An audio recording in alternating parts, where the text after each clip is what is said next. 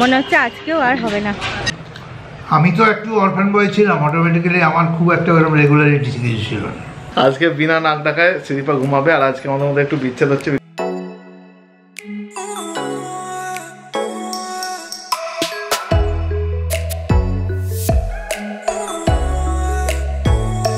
বাবা খারাপ বলছে মানে সেটা খেলে তোমার শরীর খারাপ হবে। মনটা তো একটু খারাপ লাগছে। গুড মর্নিং, ব্লগ পরিবারে তোমাদের সবাইকে স্বাগত। আশা করি তোমরা সবাই ঝাপটাস আছো।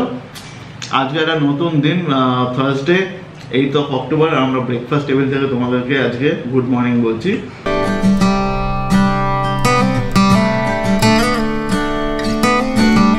ব্রেকফাস্টে আমরা খাচ্ছি রুটি, আলুর তরকারি, কলা, পেঁপে। এই ব্রেকফাস্টের পরে আমরা আজকে বেরিয়ে যাব দক্ষিণাপন। আগের ব্লগে যেরকম তোমরা শুনেছো, হ্যাঁ, আর সেখানে কি কি হবে না হবে সেটা তোমরা মমিয়ান ফ্রাইডে দেখতে পাবে। বাবাও বসে পড়েছে। গুড মর্নিং বাবা, তো তোমার কাছ থেকে সবাই পুরোনো দিনের গল্প শুনতে চায়। তোমার ছোটবেলায় ব্রেকফাস্ট কেমন হতো? সত্যি কথা কি, আমরা যখন ছোট ছিলাম আমাদের ব্রেকফাস্টের কোনো ভালোই ছিল না। আচ্ছা, সকালবেলা ঘুম থেকে উঠে চা বিস্কুট খেয়ে তারপরে ভাত টাত খেয়ে যে যার স্কুল ফুল যেতাম এদিক ওদিক, তারপরে আবার বিকেলবেলায় বাড়ি এসে একটু রুটি তরকারি হতো। আবার আমি তো একটু অরফান বয় ছিলাম, অটোমেটিক্যালি আমার খুব একটা ওরকম রেগুলারিটি কিছু ছিল না। তারপর রাত্রে যা ডিনার হয়, মানে রাত্রে খাওয়া ভাত ডাল, তখনকার দিনে এত রুটি টুটির প্রচলন ছিল না। সব বেশিরভাগ বাড়িতেই ভাত ডাল মাছ এইসবই হতো, ওই খেয়ে আবার রাতে শুয়ে পড়া, এই চলতে আমাদের লাইফ ছিল। প্রসঙ্গক্রমে বলে রাখি যে বাবা খুব অল্প বয়সে দাদু দিদাকে হারায়, মানে বাবার ঠাকুমাকে। সেই জন্য বাবার ছোটবেলাটা একটু একা একাই কেটেছে। বাবা মেনলি হোস্টেলেই বড় হয়েছে। আমার জেঠু আছে, জেঠু বাবার থেকে বেশ খানিকটা বড়।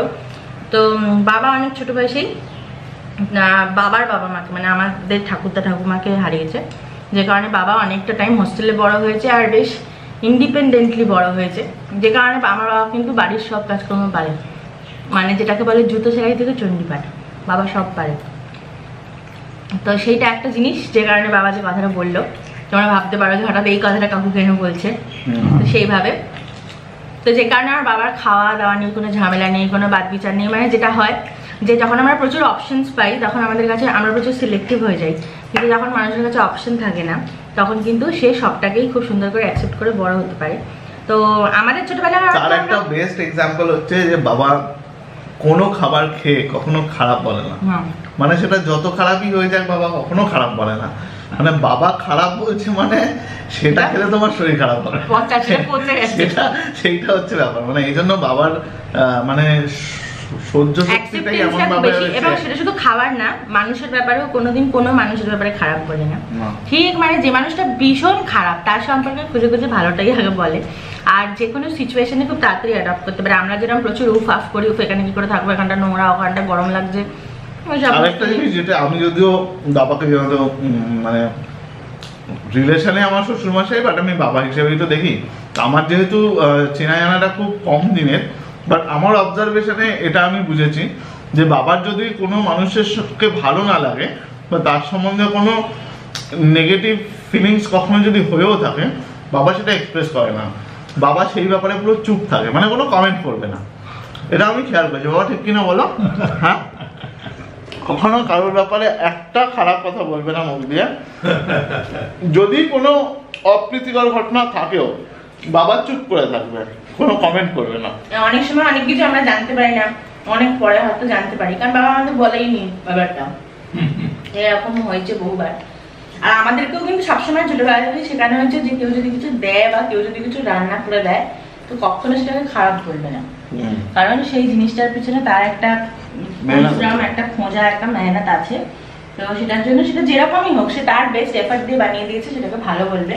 আমরা সবসময় চেষ্টা করেছি সেটা, তাও আদাচ্ছে মাজবুর মাঝে মাঝে একটু বলে ফেলি, বিশেষ করে আমাকে। যাই হোক, ব্রেকফাস্টটা করে নিই, আবার তোমাদের সঙ্গে কথা হচ্ছে। তো আমি মোটামুটি রেডি হয়ে গেছি, টি শার্ট এবং প্যান্ট অবশ্যই পরে নিয়েছি।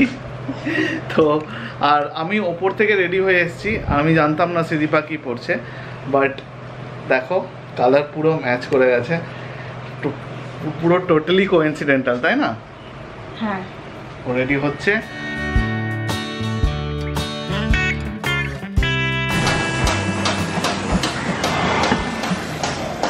সকাল থেকে তড়িঘড়ি তাড়াহুড়ো করে বেরোলাম যাতে দক্ষিণাপনে ভিড় না পাই, বাট ভাগ্য খারাপ হলে যা হয়, বাড়ি থেকে জাস্ট বেরিয়েছি আর দীপাঞ্জনের মনে হলো কিছু একটা গন্ডগোল, নেমে দেখছে পুরো ফ্ল্যাট টায়ার, গাড়ি সারা রাত পার্ক করাই ছিল, মনে হয় কালকেই কিছু হয়েছে।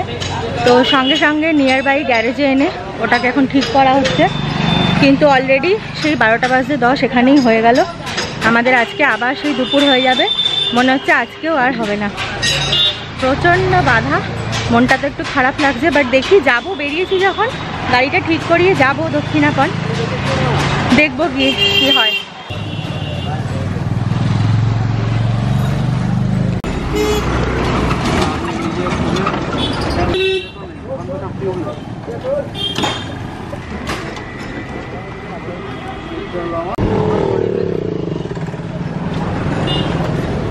কাজ হয়ে গেছে, এখন ঠিক 12টা বাজে, আমরা আবার বেরোলাম ফাইনালি। দীপাঞ্জনের মুডটা একটু অফ হয়ে গেছে, স্বাভাবিক। সকালবেলা আমরা বহুত তড়িঘড়ি করে আজকে তাড়াহুড়ো করে বেরোলাম, আর তারপরে যদি এই কাণ্ড হয় তো দেখা যাক, দেখি আজকেও কাজ হয় কি না, না হলে খুব মনটা খারাপ হয়ে যাবে, কিন্তু দেখছি। সবাই খুব ফাঁকা ফাঁকা। একটা ব্যাপার হচ্ছে যে কালকে আমার একটু বড় প্ল্যান আছে, সেই জন্য আমি একটু ওয়ারিড। ও হ্যাঁ, গাড়ির একবার টায়ারে কিছু হলে না আমার খুব চিন্তা হয় যে যেহেতু বড় কোথাও যদি ড্রাইভ করতে হয়, একটু লঙ্গার রুট বা লঙ্গার ডিস্টেন্স, লঙ্গার টাইম, তখন গাড়ির সব কিছু ঠিক থাকাটা খুব দরকার, নাহলে মাঝরাত রাস্তায় একা একা অসুবিধা হতে পারে। ট্রু। দেখা যাক কি হয়, ফাইনালি আজকের দিনটা কাটুক, তারপর আবার কালকেরটা ভাববো, তোমাদেরকে জানাবো পরে। ব্লগ যদি বানাতে পারি দক্ষিণাপনে তাহলে তো অবশ্যই সেটা তো দেখেই নেবে, আর না হলেও সারাদিন আজ তো বাংলা চ্যানেলে তোমাদের সাথে ব্লগ হচ্ছে, তোমরা আপডেট পেয়ে যাবে।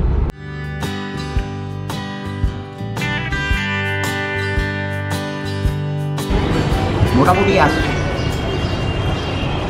আর বিকেলবেলার দিকে বেশি ভিড় হচ্ছে। কালকে কিরকম ভিড় হয়েছিল? কালকে আমরা এখানে বিকেলবেলায় এসে পার্কিং পাইনি, চলে গেছিলাম। হ্যাঁ, একটু ভিড়ভাড় ছিল, হ্যাঁ, সেই জন্য পাননি পার্কিংটা, সেই জন্য আমরা দুঃখিত। কিন্তু আগামী দিন ট্রাই করবেন, নিশ্চয়ই পাবেন, আর না পেলে আমাদের কাছে বলবেন, আমরা চেষ্টা করবো কোনোরকমভাবে আপনাদের গাড়িটা আগে দেবার। থ্যাংক ইউ দাদা। Good morning. আজকে ফ্রাইডে 9th অক্টোবর, তো বুঝতেই পারছো কালকে তোমাদের সঙ্গে দেখা হয়েছিল দক্ষিণাপনে। দাদা যখন বলছিল আমাদেরকে যে কি হয়েছে না হয়েছে, দক্ষিণাপনে কীরকমভাবে লোকজন আসছে না আসছে, বাট আমাদের পার্সোনাল এক্সপিরিয়েন্সে আমরা এটাই দেখেছি যে কালকে জনসংখ্যা বেশ কম ছিল এবং একদমই লোক ছিল না। তো আমরা আমাদের মতো যেটুকু দরকার ছিল সেটুকু নিয়ে এসেছি। কী এনেছি না এনেছি, কোথায় গেছিলাম, সেগুলো সব তোমরা সুদীপার চ্যানেলে মমি অ্যান্ড ফ্লাইডে অবশ্যই দেখতে পেয়ে যাবে। আমি এই চ্যানেলের ওই মাঝখানের অংশটুকু আর শ্যুট করিনি, তার কারণ হচ্ছে ওটা সুদীপার চ্যানেলে থাকবে, এক কন্টেন্ট দু চ্যানেল দেওয়ার কোনো মানে হয় না। তো আজকে সকালবেলা শুক্রবার, আজকে সকাল সকাল লগ ইন করে নিয়েছি একটু তাড়াতাড়ি। চেষ্টা করছি যে আমি এখন টিফিন করব, টিফিনে আজকে ম্যাগি। আমি এখন কিয়ারাকে স্নান করাবো, কিয়ারাকে এখন অবধি স্নান করানো হয়নি, তাই কিয়ারাকে স্নান করে নিতে হবে আজকেই। দেখো কিয়ারা এখানে শুয়ে আছে, আর এখানে সিদীপা গুড়গুড় করছে, ম্যাগি নিয়ে আসছে, বলতে চাইছে যে খেয়ে নে। বুঝতেই পারছি আমি, যাও খেয়ে নেবো। আর আজকে আমি একটু কোথাও বেরোবো, সেটাও তোমাদের সঙ্গে সব শেয়ার করব, দেখাবো। তো এখন আমি ওদেরকে খেতে দেবো। দেখো কি করছিস? এই চিকেন খাবি? চিকেন খাবি?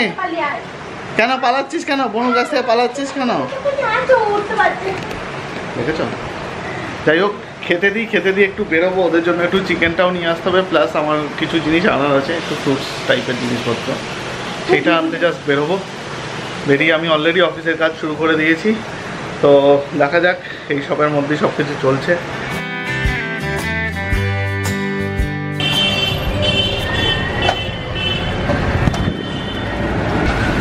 এখানে দেখো জানোয়ার নিয়ে নিয়েছি, এখন ফিরছি বাড়ির পথে। বেরোনোর আগে একটা কাজ করেছিলাম, সেটা হচ্ছে বলে এসেছিলাম যে আমার ঠিক কতটা চিকেন লাগবে বা কী লাগবে সুদামদাকে, তো সেই জন্য সুদামদা আগে থেকে রেডি করে রেখেছিল। আমি জাস্ট ফলটা নিলাম আর চিকেনটা নিলাম, নিয়ে এখন ফিরছি। এসেছিলাম হেঁটেই, তার আগে মাঝখানে আমার এটিএমে যেতে হয়েছিল একটুখানি। এটিএমে অ্যাকচুয়ালি লম্বা লাইন ছিল, সেজন্য অনেকটা টাইম লেগে গেছিলো, বাট এখন বাড়ির পরে।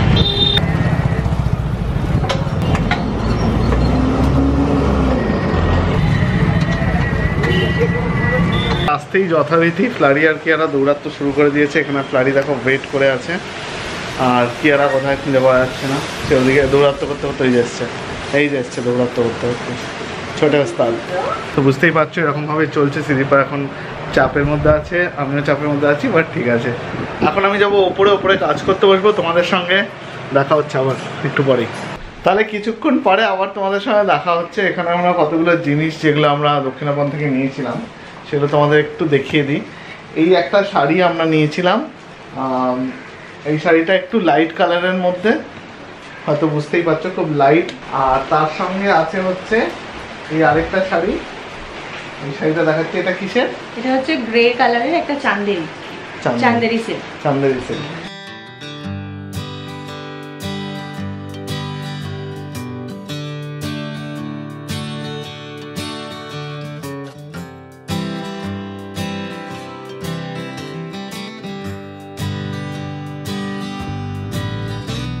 এই দুটো আমরা নিয়েছি, এই দুটো আমরা দেবো হচ্ছে মাকে। এটাও আগে দেখিয়ে দিল, কারণ আমি আমার ভিডিওতে যখন এই শাড়িগুলো শেয়ার করবো যেগুলো দক্ষিণাপন থেকে নিয়েছি, তখন এটা অলরেডি ও দিয়ে দেবে মাকে, তখন আর দেখাতে পারবো না, তাই তোমাদের এই ভিডিওতেই শেয়ার করে দিলাম।